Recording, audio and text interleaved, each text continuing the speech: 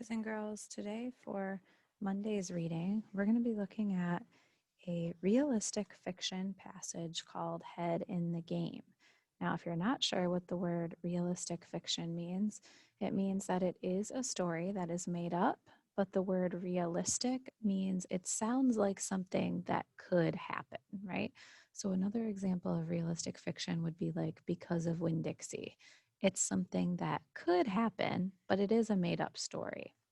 So the title of this is Head in the Game.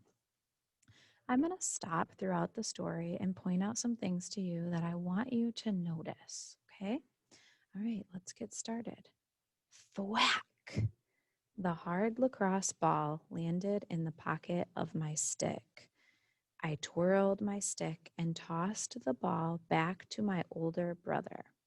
Ben was already on the lacrosse team at his high school, and now it was my turn to show I was good enough to play.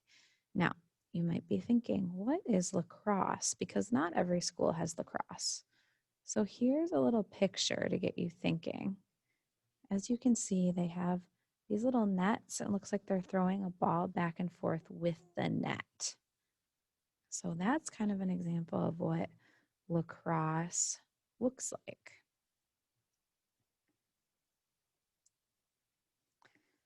Middle school tryouts were tomorrow. My thoughts were sailing like lacrosse balls across a field, back and forth between hope and fear. Wow. So, what the author's doing here is comparing the feelings of the character with what happens in lacrosse. So, as you can see in the picture, in lacrosse, this ball goes back and forth between those nets. And the author is wanting you to notice that he is feeling like that lacrosse ball back and forth, different emotions. Like, am I excited? Am I nervous? Do I think I'm going to get in the team? Do I feel like I won't? I love that. The author's making you really visualize how the main character is feeling. I think you're ready, John, Ben said. Now you just need sleep. All day at school, I could barely concentrate. I played lacrosse in my head all through math and science. During art class, I noticed Tim, who was also trying out today. He looked totally relaxed. I swallowed. Ben was wrong. I wasn't ready. How could I be ready if I was this nervous? Out the window, the sky looked gray.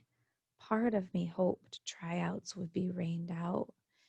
Boys and girls, do you notice all of the internal thinking that the author is using here? Part of me hoped that tryouts would be rained out. So the main character is not saying this to anyone. He's thinking it in his head, but the author is sharing it with us so that we can understand his feelings. That's called internal thinking. By the end of the day, the gray sky looked as uncertain as I felt about making the team. So think about what the author is saying there. The gray sky looked as uncertain as I felt. So have you ever looked up at a really gray, cloudy sky and thought, is it going to rain or is it going to pass? Is it going to rain or is it going to pass? That's how he's describing those clouds. Those clouds looked uncertain, just like he felt uncertain about making the team. Tryouts were still on, but how would I be able to hold a stick with such shaky hands? Okay, so boys and girls, there is a back to this story.